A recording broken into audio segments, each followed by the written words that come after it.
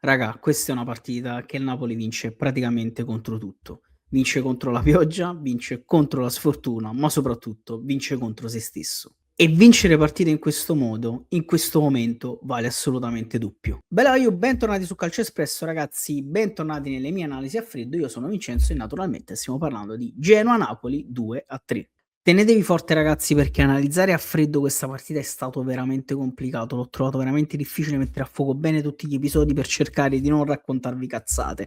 E partiamo dalle verità scomode, dalla verità scomoda è una un po' più comoda. La scomoda è che, come ho detto anche all'inizio, come penso pensiate tutti e sappiate tutti, il Napoli questa partita se l'è praticamente complicata totalmente da solo, con 2 gol presi praticamente regalati e con una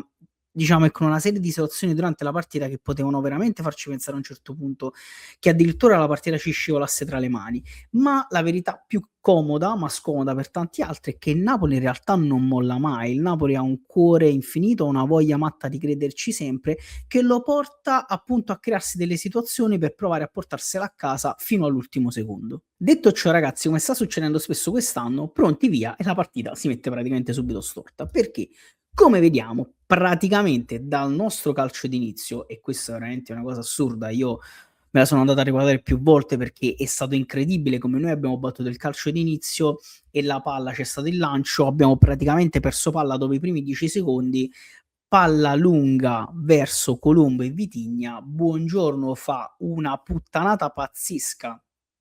tecnica e di concentrazione, siamo nei primi 20-30 secondi della partita.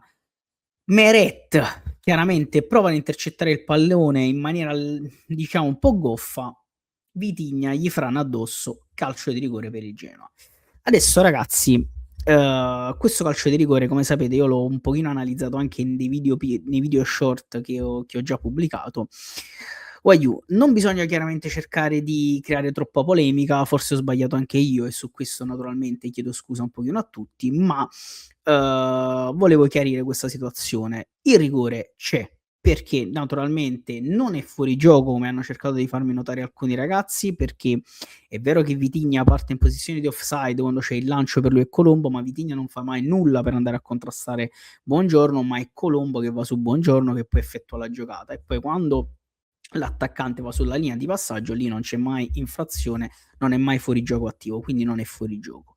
E Meret, mettendo il piede in quel modo, come si vede dalla foto che vi sto mostrando, chiaramente compie comunque un'infrazione, anche se naturalmente, come ho detto, questa idea per me non cambia, che Vitinha chiaramente inizia la caduta ben prima del tocco con Meret e anche il piede destro, come si vede, è innaturalmente avanti per il modo in cui stava correndo e per la posizione in cui il corpo che è già in caduta e il piede sinistro infatti è già piegato come se stesse già cadendo. Quindi questa cosa a me infastidisce tantissimo, anche perché Vitigna non avrebbe avuto nessun bisogno di accentuare la caduta, bastava continuare a correre, veniva toccato dal portiere e cadeva a terra. Sarebbe stato un rigore ugualmente come lo è stato e come è giusto che sia stato fischiato. Però insomma a me questi atteggiamenti, come anche quando capita che succede che li fanno i giocatori del Napoli, mi fanno tremendamente, cioè mi danno tremendamente fastidio. Ma detto ciò, Aiu, la verità è che rigore giusto, rigore perfettamente calciato da Malinowski e il Genoa va in vantaggio 1-0. E questo è un primo turning point della partita, ragazzi, perché chiaramente mazzata a freddo per il Napoli, i giocatori effettivamente del Napoli accusano un poco il colpo di essere andati subito sotto 1-0. Chiaramente è una partita fondamentale, lo sapete, ormai tutte le partite per il Napoli saranno fondamentali. Questa qui era veramente più fondamentale di altre perché nelle prossime due avremo Atalanta e Roma che saranno due partite veramente, veramente, veramente dure e quindi andare subito sotto, tra l'altro fuori casa, senza tifosi, sotto la pioggia, insomma chiaramente è stata una prima mazzata e il Napoli, ripeto, la squadra lo accusa un pochino nei minuti successivi perché c'è un po' di confusione, non riusciamo tecnicamente a metterci a posto. Poi però fortunatamente la partita cambia. Noi cominciamo a prendere un pochino in mano la situazione, ci risvegliamo, cominciamo a capire dove siamo e cominciamo a giocare meglio. La palla gira un pochino più pulita, tecnicamente cominciamo a sbagliare di meno e poi arriva la giocata. La giocata in realtà non è tanto di McTominay, e di Højlund sul gol del pareggio, che chiaramente confezionano il gol. Ma la giocata veramente importante sull'1-1 del Napoli, ragazzi, è stata di Elif Elmas, che fa un passaggio spettacolare in profondità per McTominay, che va a tirare, e sulla ribattuta arriva Rasmus Højlund che fa un tap-in, che segna con un tap-in. Pareggio che devo dire, ragazzi, alla fine anche molto meritato in quel momento, perché ripeto, noi abbiamo accusato la pressione del Genoa nella prima decina di minuti, poi siamo riusciti piano piano a venire fuori dopo la mazzata iniziale e abbiamo meritatamente pareggiato. E qui chiaramente la partita gira completamente faccia, perché naturalmente pareggiamo, prendiamo fiducia, palleggiamo bene, ed esattamente 2 minuti dopo accade quello che tutti abbiamo visto, e che uno degli episodi che chiaramente una delle cose che ci ha fatto impazzire ieri sera. Perché, ragazzi, cosa succede? McTominay prende un colpo alla caviglia, e un colpo che sembrava abbastanza pesante, però che invece cosa fa? Invece di rotolarsi a terra, invece di mettersi ad urlare, invece di richiamare i medici per cercare di rubare, magari per dire, un cartellino giallo, si avvicina alla panchina, si fa lanciare la bomboletta del ghiaccio secco, se la fa lanciare, ragazzi, perché, e questo è un dettaglio fondamentale, se fosse entrato lo staff medico, McTominay sarebbe dovuto uscire dal campo per qualche secondo, per 1 minuto, e se McTominay fosse uscito dal campo non si sarebbe mai potuto creare l'occasione che vedete sulla foto di sinistra, che con una botta clamorosa dai 25-30 metri almeno segna il gol del 2-1. Quindi, ragazzi, questo è un altro, ripeto, turning point, porca troia, ragazzi, scusatemi, della partita, perché veramente punto di svolta, diciamolo in italiano, effettivamente, punto di svolta della partita, perché chiaramente passiamo in vantaggio in un momento comunque di estrema difficoltà, stavamo cambiando il volto della partita e siamo riusciti a farlo in 2 minuti, prima pareggiando e passando poi in vantaggio con quello che posso dire il giocatore, uno dei giocatori più decisivi che io abbia mai visto a Napoli. Veramente uno di quelli che hanno un qualcosa in più da dare anche a livello emotivo, a livello caratteriale, e che con questa giocata, e che non è la giocata, per me non è tanto il tiro in porta che è favoloso, ma la giocata è il non uscire dal campo per farsi spruzzare un po' di ghiaccio freddo sulla caviglia, cosa che ha dimostrato poter fare completamente da solo. Con questa giocata ci porta in vantaggio. Ragazzi, vantaggio comunque estremamente fondamentale per il momento, e che diciamo poteva far andare la partita in maniera diversa, perché comunque andiamo a chiudere il primo tempo con pochissima sofferenza. Meret praticamente non si sporca quasi mai i guanti, a parte mi pare su un tiro di Malinowski, e il dettaglio, purtroppo, l'episodio negativo è solo purtroppo l'infortunio dello stesso McTominay, perché a quanto pare Conte pure ci ha detto che convive con questo problema al gluteo, insomma, da un po' di tempo, e evidentemente ieri a un certo punto si sarà infiammata quella parte, ha accusato troppo dolore, e infatti, insomma, ha tirato fino alla fine del primo tempo, e poi Conte ha preferito cambiarlo, perché almeno in questo caso Antonio Conte ha preferito non rischiare, perché, ragazzi, spero recuperi per martedì, ma magari non sarà così e ce ne faremo una ragione per la Coppa Italia. Ma perdere Scott McTominay per il finale di stagione in questo momento, io penso che il Napoli veramente non se lo possa assolutamente permettere. Detto ciò, Ayew, si chiude il primo tempo con una rimonta bellissima e anche meritata sotto certi punti di vista, nonostante la mazzata iniziale, e chiaramente si rientra in campo con una sensazione diversa. Infatti il Napoli i primi minuti mi sembra in totale gestione, no? Cercando di gestire le forze, cercando di evitare il pressing del Genoa, che comunque è ricominciato ad essere furioso, cercando di gestire i ritmi di gioco con un fantastico, come al solito, Lobotka a centrocampo, che ripulisce e gestisce tutti i palloni possibili. Poi purtroppo arriva il secondo infortunio di Alessandro Buongiorno, ragazzi. Purtroppo questo ragazzo, io veramente non so cosa gli stia accadendo, però ripeto, la seconda cavolata, puttanata, stronzata, chiamatela come volete, della partita, clamorosa, perché su un passaggio di Amir Rrahmani lui cerca di controllare e di gestire e di proteggere la palla con l'esterno sinistro, che è una cosa tecnicamente assurda dal mio punto di vista in quella zona di campo. avrebbe potuto scaricarla direttamente a Juan Jesus, invece tenta di mantenerla e proteggerla, e lì Colombo gli ruba la palla assolutamente senza fallo, si invola verso la porta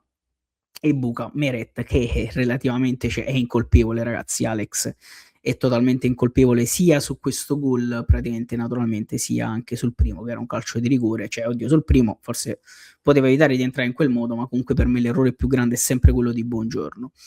E ragazzi, 2-2, mazzata clamorosa, clamorosa,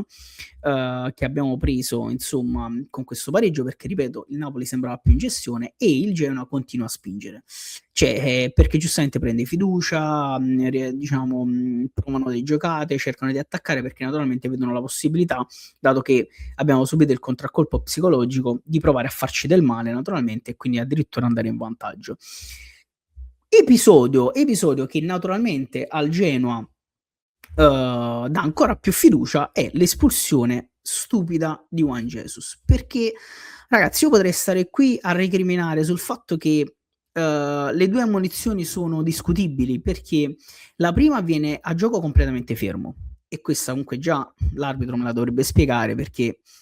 non c'è stata, secondo me, una condotta così antisportiva da parte di Juan Jesus, che è andato sì addosso a Vitinha a gioco fermo, ma in maniera nemmeno così netta, e comunque il gioco era già fermo e Vitinha stava continuando a giocare, quindi penso che entrambi non abbiano rispettato, tra virgolette, in quel momento il fischio dell'arbitro, quindi secondo me quel giallo è stato veramente eccessivo. Così come il secondo giallo poteva non esserci, non perché non c'è stata la trattenuta, perché Juan Jesus trattiene Ekuban e lì chiaramente a termini di regolamento è assolutamente giallo e non ci sono dubbi. Il discorso è che Ekuban in realtà prima del fallo compie un'infrazione perché tocca il pallone con la mano. Però ragazzi, lì chiaramente non è che si va a vedere, a rivedere al VAR, anche perché da regolamento non si deve andare a rivedere al VAR, non si rivedono al VAR queste cose, e quindi espulsione di Juan Jesus, che secondo me sta pagando un pochino un po' di stanchezza, un po' gli straordinari che per qualche motivo sta facendo quest'anno, perché sta giocando praticamente sempre titolare. Si vede che è un po' meno lucido, e purtroppo è un'espulsione che pesa, perché comunque da giocatori della sua esperienza mi posso aspettare un calo fisico, un calo insomma, su tutti i fronti, ma un calo mentale come questo, che non è un errore tecnico, non è un errore tattico, ma è veramente una sciocchezza, e ci lascia anche in 10 in una partita già complicata, che si era girata di nuovo storta. Secondo me è stato comunque abbastanza stupido e abbastanza grave. Partita infatti che a questo punto gira completamente ancora faccia, perché il Genoa naturalmente, e anche i cambi di De Rossi, che sono tutti votati all'attacco, non vede che non vede che l'occasione di attaccare, non vede che l'occasione di provare a farci del male e portarsi a casa giustamente i 3 punti, perché è un uomo in più e in casa ci deve provare. E la cosa incredibile è che proprio qui che continua ad uscire il cuore infinito del Napoli, ragazzi, perché questa squadra mentalmente continua a stupirmi in maniera allucinante, perché nonostante il 2-2, su cui poi Conte sostituisce Buongiorno con Biukema incredibilmente, perché ad oggi, ragazzi, non so chi può dare più garanzie fra i due, a quanto pare,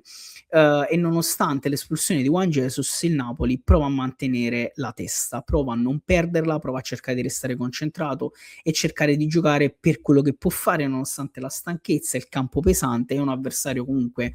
che fisicamente stava messo molto molto bene. E alla fine trova l'episodio con Antonio Vergara, e adesso ve lo vado a mostrare, che praticamente all'ultimo minuto, in una situazione d'area di rigore, Vergara viene colpito da Cornet e subisce un calcio di rigore che Massa ha bisogno di andare a rivedere al VAR per assegnare. Allora ragazzi, si sta dicendo tanto su questo calcio di rigore, che questi calci di rigore che non è più calcio, che è assurdo e tante cose. Io l'unica cosa che voglio dire è che calci di rigore come questo ne sono stati assegnati altri 35-40 in Serie A quest'anno, e non so quanti in tutto il resto d'Europa e del mondo. Quindi ad oggi, a termini di regolamento, e andatevelo a leggere il regolamento perché io l'ho letto, questo è calcio di rigore. Poi vi può dare fastidio, come magari ha dato fastidio a me e a qualche altro tifoso quando capita a qualche altra squadra o quando capita contro. Potete non essere d'accordo per tanti motivi, ma a termini di regolamento è calcio di rigore. L'intensità, non l'intensità, lo step on foot, la cosa, ragazzi, è rigore perché a termini di regolamento non permette il colpo di Cornet, seppur involontario, seppur perché magari stava correndo cambiando direzione, potete dirmi quello che volete, non permette a Vergara di giocare in maniera pulita il pallone che aveva davanti a lui. Quindi fallo e calcio di rigore. Punto. Non ci sono santi. E Vergara crea al Napoli l'occasione per portarsi a casa la partita. E ragazzi, ho fatto un sospiro io perché sono stati veramente attimi di ansia pura. Quel rigore che Højlund insomma è andato a calciare, rigore che Højlund alla fine segna e dopo averlo segnato ci fa questa faccia che praticamente, poi lo dice lui, la faccia che forse abbiamo fatto quasi tutti dopo che lui l'ha tirato e dopo che l'ha segnato in quel modo, perché io stavo magnando, cioè o stavo sbagliando il rigore, e lì io sono stato a metà tra gli insulti e l'esultanza, le urla e le bestemmie, perché stava per sbagliare veramente un gol che dal mio punto di vista è fondamentale. È stato assolutamente fondamentale perché ci ha portato una vittoria che è pesantissima, pesantissima in termini di punti per quello che potrebbe succedere da qui a fine anno. Quindi rigore segnato da Højlund e il Napoli porta a casa una partita, vi ripeto ragazzi, di una difficoltà immensa sotto tantissimi punti di vista. E ragazzi, come ho detto, partita portata a casa, e questa è una partita che tu dopo il triplice fischio dell'arbitro esulti, urli, ma poi ti siedi e tiri praticamente un sospiro di sollievo perché non solo l'hai vinta, ma resti della convinzione che per qualche motivo potevi anche perderla. E quindi ti siedi lì, ti rilassi, fai un sospiro di sollievo e dici: mamma mia, meno male che ce la siamo portata a casa, anche con un po' di fortuna, ragazzi, perché ogni tanto un po' di fortuna assolutamente serve. Soprattutto in questa situazione di infortuni, di episodi storti, di tensione, molte squadre si sarebbero completamente sciolte. Il Napoli invece dimostra ancora una volta che non si scioglie. Detto ciò, ragazzi, andiamo a valutare, andiamo a dire, secondo me, quali sono stati i migliori e i peggiori in campo. E Wagyu, come faccio assolutamente a non partire da, naturalmente, Scott McTominay, eccolo qua, scusatemi. Come faccio a non partire da Scott McTominay, ragazzi? Io penso veramente il leader tecnico di questa squadra sotto tanti punti di vista. È un giocatore che praticamente non molla mai ed è un giocatore che è stato, secondo me, il migliore, se non uno dei migliori in campo, nonostante abbia giocato praticamente solo 45 minuti. È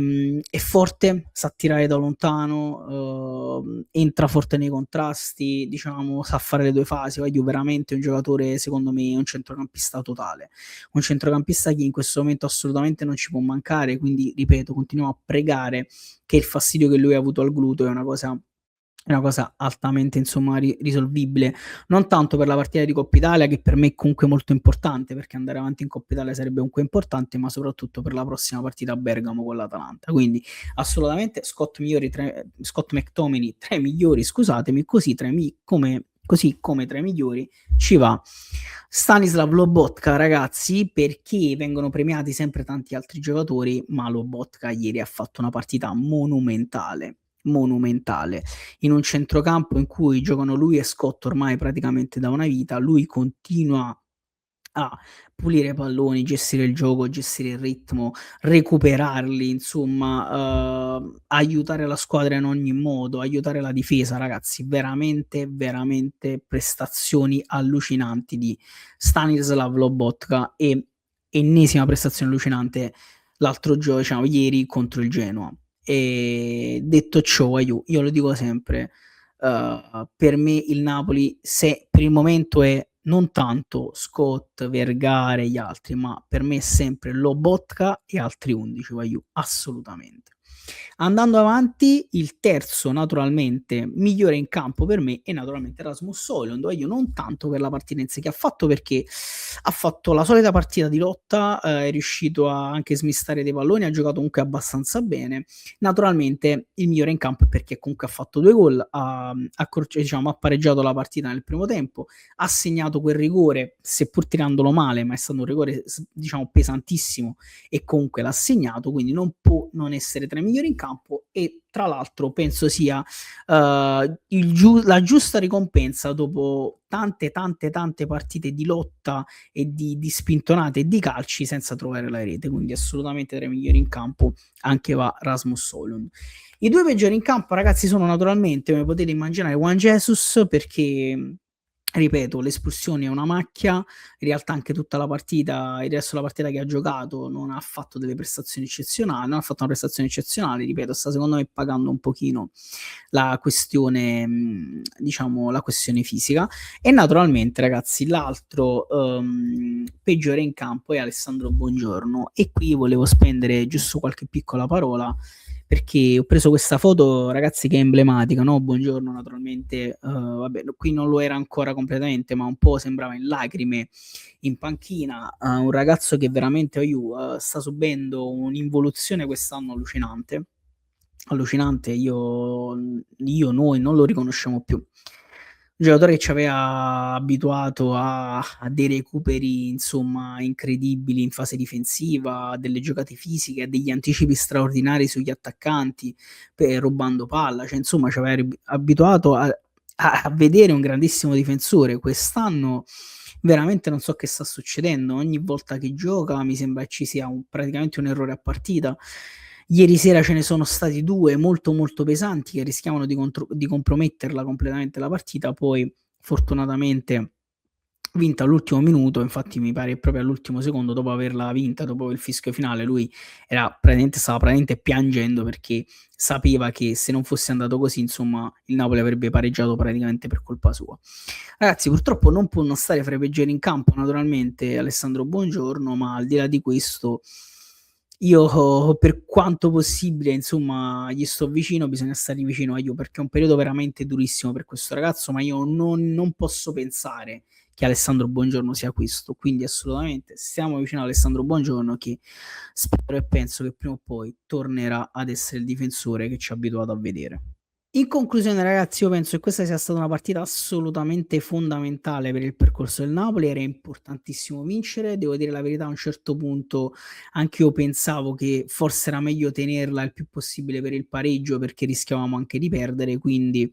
ripeto, partita assolutamente fondamentale, partita assolutamente importante, sicuramente non è una partita per così dire da esaltare, ma è una partita da ricordare per le tante emozioni che ci ha regalato, ed è una partita da ricordare, probabilmente, che ci dovremo ricordare a fine anno, quando avremo raggiunto magari il nostro obiettivo, che è quello di entrare naturalmente in Champions, perché questi sono punti pesanti che ti permettono di raggiungere determinati obiettivi. Raga, questa è stata la mia analisi a freddo, fatemi sapere nei commenti se la pensate come me, se avete visto il mio stesso tipo di partita o la pensate diversamente, e ricordatevi che su questo canale il Napoli